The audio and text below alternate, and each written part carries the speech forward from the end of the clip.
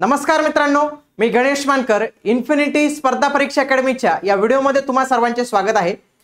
शिक्षक अभियोग्यता व बुद्धिमत्ता चाचणी म्हणजेच टॅट 2025 चा फॉर्म भरायला सुरुवात झालेली आहे। परंतु पहिला प्रश्न हा उपस्थित होतोय महिलांसाठी किंवा ज्यांच्या नावात बदल आहे, फॉर्म नेमका कोणत्या नावाने भरायचा आणि महिलांनी तर याच्यात विशेष अशी काळजी घ्यायची। या संबंधीची संपूर्ण माहिती तुम्हाला आपल्या या व्हिडिओच्या माध्यमातून मिळेल। व्हिडिओ शेवटपर्यंत पूर्ण बघा। इन्फिनिटी स्पर्धा परीक्षा अकॅडमी या नावाने आपलं एक यूट्यूब चॅनल आहे मित्रांनो, याला तुम्ही सबस्क्राइब करा, कारण की येणारी टेट पवित्र पोर्टल याचे सर्व अपडेट्स तुम्हाला आपल्या चॅनलवर मिळत असतात। तसेच जर तुम्ही टेट 2025 ची तयारी करत असाल तर त्याच्यासाठी आपली विशेष अशी बॅच आहे जी एकदम फास्ट ट्रॅक पद्धतीने जी तुमची मे पर्यंत तुमचा संपूर्ण सिलेबस जो आहे तर तो कंप्लीट करू शकतो। याच्यासाठी तुम्ही खाली दिलेल्या नंबरला संपर्क करा किंवा 999 मध्ये तुम्ही ही बॅच जॉइन करू शकता। बघा त्यांनी काय सांगितलेलं नेमकं फॉर्म भरताना बघूया। बघा, ऑनलाइन अर्जामध्ये उमेदवाराच्या नावाची नोंद करताना ती आधार कार्ड मधील नोंदीप्रमाणे असणे आवश्यक आहे। म्हणजे त्यांचं काय म्हणणं आहे की तुमचं आधार कार्डला जे नाव असेल त्या नावाने तुम्हाला फॉर्म जो आहे तर तो भरायचा आहे। परीक्षेच्या वेळी निवड प्रक्रियेच्या कोणत्याही टप्प्यावर ओळखपत्र म्हणून सदर आधार कार्ड दाखवणं अनिवार्य असेल। ऑनलाइन अर्जामधील नावात व आधार कार्ड मधील नावात नोंदींमध्ये कोणतेही तफावत आढळल्यास आपली उमेदवारी रद्द होईल। हे फार त्यांनी महत्त्वपूर्ण बाब त्यांनी इथे सांगितलेले आहे। बघा, 2-3 गोष्टी आहेत। फॉर एक्झाम्पल एखाद्या महिलेचं आपण एक एक्झाम्पल घेऊया। एक महिला आहे, ओके, तिचं जे लग्न आधीचं नाव होतं ते होतं XYZ हे नाव होतं त्याचं। लग्नानंतर काय केलं की तिने तिचं नाव केलं ABC आणि आधार कार्डवर तिचं नाव आहे ABC। ABC म्हणजे काय, मग इथं तिचं नाव असेल, पतीचं नाव असेल आणि सासरकडचं तिचं आडनाव असेल। तर फॉर्म तिने ABC या नावाने भरायचा, कारण की तिने नावात बदल केला आहे। जर समजा या महिलेने आपलं XYZ हे नाव लग्नानंतरही बदल केला नसेल, काही महिला नाही बदल करत किंवा तसंच राहू देतात, तर त्यांनी आधार कार्डवर तेच नाव येईल त्यांचं, तेच नावाने फॉर्म भरायचं।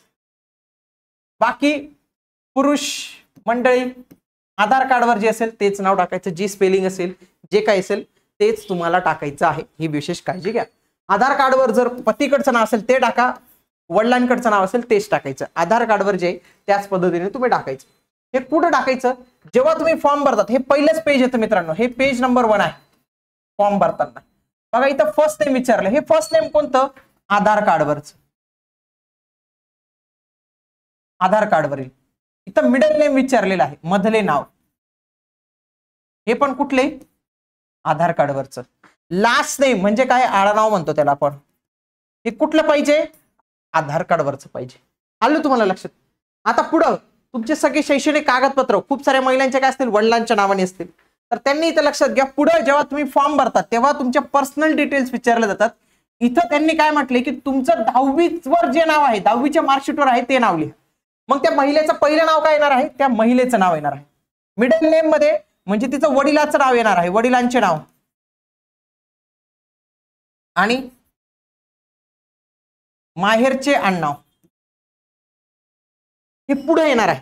म्हणजे 2 ठिकाणी तुमची 2 वेगवेगळी नावं जी आहेत दिसू शकतात, पण तुमचं हॉल तिकीट कोणत्या नावाने येणार आहे, तर ते आधार कार्डवरच्या नावाने येणार आहे। जे काही तुम्ही नाव सुरुवातीला भराल तर त्याच नावाने तुमचं हॉल तिकीट जे आहे तर ते येणार आहे। हे तुम्ही व्यवस्थित पद्धतीने जे आहे तर ते लक्षात ठेवायचं आहे। तर एवढीच एक महत्त्वपूर्ण अपडेट होती, महिलांसाठी फार विशेष आहे। आपला टॅटचा कोर्स, फ्री सिरीज, आपले फ्री क्विज, खूप काही उपक्रम मित्रांनो आपले असतात आणि हे सर्व उपक्रम आपल्या इन्फिनिटी स्पर्धा परीक्षा अकॅडमी या ॲपवर असतात, म्हणून तुम्ही आपलं ॲप हे डाउनलोड केलं पाहिजे। तसेच तुम्ही आमच्या शिक्षकांना तसेच आपल्या फॅकल्टीजला प्रत्यक्ष भेटू शकतात। पुण्यामध्ये जे कोणी अवेलेबल असेल पुण्यामध्ये भेटू शकतात। हा नाशिकचा ॲड्रेस आहे, दोघांचे नंबर दिलेले आहेत, तर तुम्ही नक्की संपर्क साधू शकतात।